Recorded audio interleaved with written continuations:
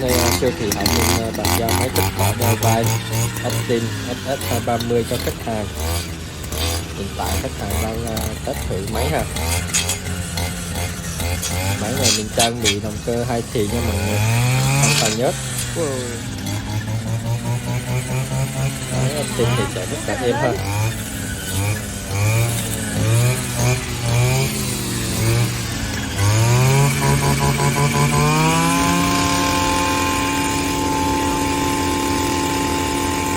Khách hàng mua máy thì lên siêu thị Hải Minh.vn để được tư vấn mua hàng nha mọi người.